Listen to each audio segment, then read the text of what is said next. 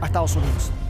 Un ofrecimiento muy particular, sin precedentes, así lo define Nayib Bukele, el presidente de El Salvador, luego de decirle a Estados Unidos, específicamente al secretario de Estado Marco Rubio, que sus cárceles, específicamente la más grande, esta que alberga a 40.000 presos posiblemente, está disponible allí para recibir a migrantes deportados desde Estados Unidos en esta oleada de deportaciones que ha prometido Donald Trump. Ahí estamos viendo imágenes de esa cárcel, ¿no? El CECOT se llama, el Centro contra el Terrorismo, sí, inaugurado por Bukele con mucha parafernalia, con muchísimo despliegue mediático al menos. Sí. Bueno, esa cárcel podría recibir a migrantes indocumentados de cualquier nacionalidad, ha dicho Bukele, y que podrían haber cometido crímenes en territorio estadounidense. Es decir, que el presidente Gabriel Boric podría hablar con Bukele también para mandar a deportados de nuestro país hacia El Salvador. No, porque tiene que... todavía no. Que no coman ansias. Lo que ocurre es con los que están en Estados Unidos. Solamente Estados Unidos. Ahora, podría haber chilenos que cometan un delito en Estados Unidos, que sean indocumentados y que sí sean trasladados eventualmente a esta cárcel por cometer estos, por ejemplo, los robos que se hacen en las casas de los ¿se acuerdan? De la NBA, de la NFL, de jugadores. Bueno, si llegasen a detener a un delincuente chileno en ese lugar en Estados Unidos, Trump podría entonces pedirle a Bukele que reciba en su cárcel, en el CECOT, en esa que estamos viendo en pantalla. Tengo una pregunta, Carlos. ¿Qué va a pedir Bukele a cambio? Porque esto me huele a que, bueno, yo te hago el favor de traerlos a mi cárcel de alta seguridad, pero te pido algo a cambio. ¿Tú no confías en el...? No confío en las buenas intenciones de por sí. Bueno, es cierto. Sabiendo que El Salvador es un país pobre, Estados Unidos es una gran potencia, entonces me imagino que tiene que haber algo a cambio. Ahí está el punto. Por lo pronto, dinero, un importe, hay una suerte de impuesto que Nayib Bukele le va a pedir al gobierno estadounidense por cada preso que llegue desde ese país a la cárcel del CECOT. Eso es lo primero. Que no le suban los aranceles a los productos de El Salvador. No, para empezar. Bueno, después se me olvidó decir que en Ecuador ya estaban imponiendo algunos aranceles también a productos de China. Bueno, de México, quiero decir. Bueno, la cárcel del CECOT tiene capacidad para 40.000 presos. 40.000. Pero hoy día solo hay 15.000, que son los que corresponden principalmente a las MAR, a la Mara Salvatrucha, ¿no? Y a otros miembros del crimen organizado en El Salvador. Por lo tanto, hay harto espacio todavía, ha dicho Bukele. No hay hacinamiento en esa cárcel. No, aparentemente no, porque bueno, sabemos que esa cárcel es gigantesca. Qué increíble, Carlos, pensando que en El Salvador han metido preso a todo el mundo.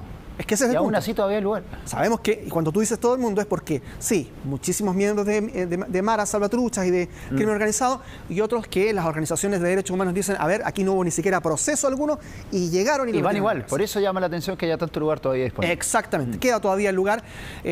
Ahora, dentro de este acuerdo que hizo Bukele con Marco Rubio, hay una imagen que se ha viralizado y ustedes van a analizarla porque ahí está, entrando Marco Rubio de espaldas y aparece Nayib Bukele, lo saluda, el abrazo, y hay muchas personas que dicen que Marco Rubio le rechaza el abrazo a Nayib Bukele. Mira, vamos a ver la secuencia de nuevo, porque en la secuencia está reiterado mira, ahí está, y dicen que pone el codo para que no lo abrace Nayib. Esto es puro comidillo de redes sociales, ¿sabes? Les advierto, estamos deteniendo en este pequeño gesto, pero que para muchos es una muestra a veces de quizás los gestos que hay de personalidades estadounidenses. ¿Tú qué crees, Carlos? Latinoamericanos. No, yo creo que nos quedamos mucho Lo quise mostrar porque ha estado muy viralizado, pero bueno. Yo tengo una teoría. Mira, lo acabo de ver, esta imagen no la había visto. ¿Ya?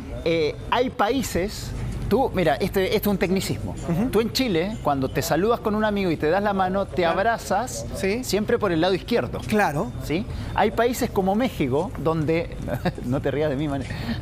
Hay países donde tú te abrazas por el lado derecho. Por el otro lado. Que es una tradición, es como un código cultural. Si yo te abrazo, yo te hago así, por el lado izquierdo. Pero hay países donde te abrazas por el otro lado. Y que chocas y no es muy cómodo. Claro, chocas como... Sí, quedas así como... puede haber pasado eso. Sí.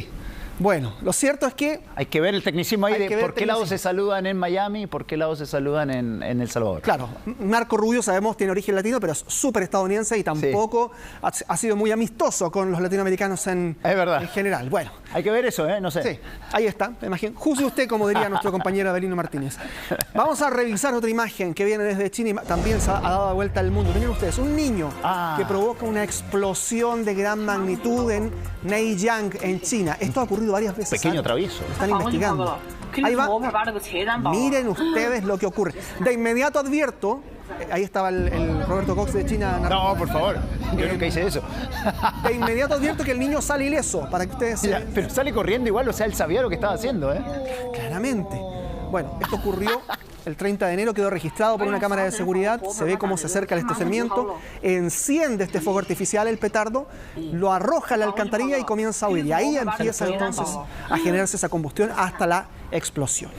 La corrida del niño me da a entender que el niño intuía o sabía que estaba haciendo algo más grave de la cuenta. Que era más que una travesura. Exactamente, porque sale corriendo, no es que el petardo iba a explotar y iba a hacer ruido.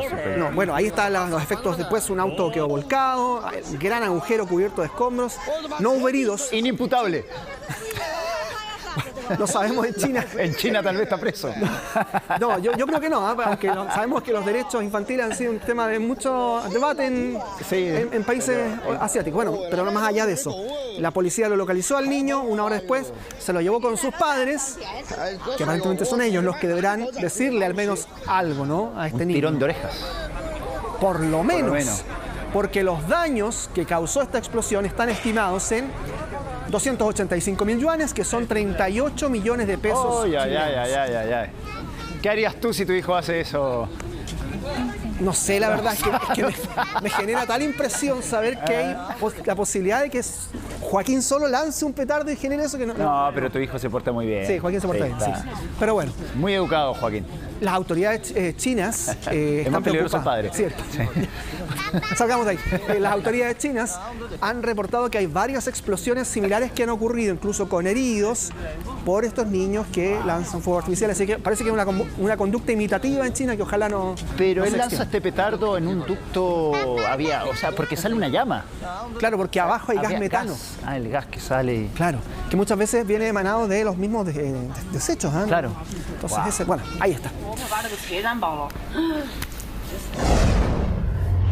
Imágenes a continuación de Buenos Aires. El expresidente de Argentina, Alberto Fernández, ha comparecido, ha declarado ante los tribunales de Comodoro Pi por esta denuncia que hizo su expareja, Fabiola Yáñez, por violencia de género. Allí está ingresando Alberto Fernández, donde en rigor declaró con un texto escrito.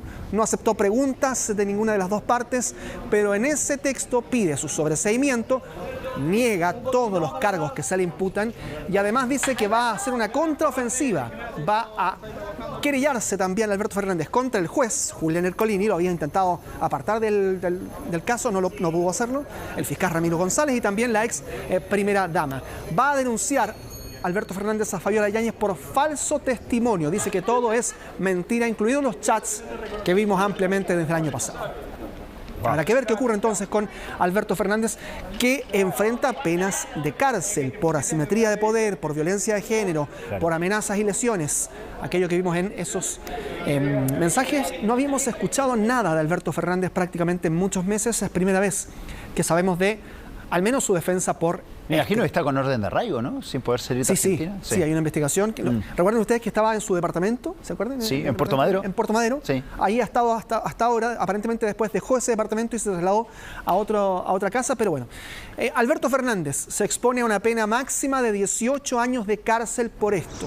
Si es que llegase a acreditar la Fiscalía y finalmente la Justicia que esos episodios de violencia que dice Fabiola Yáñez se dieron de manera continua durante varios años, son finalmente acreditables. Desde el 2016 hasta el 2024 habría agredido física y verbalmente Alberto Fernández a Fabiola Yáñez.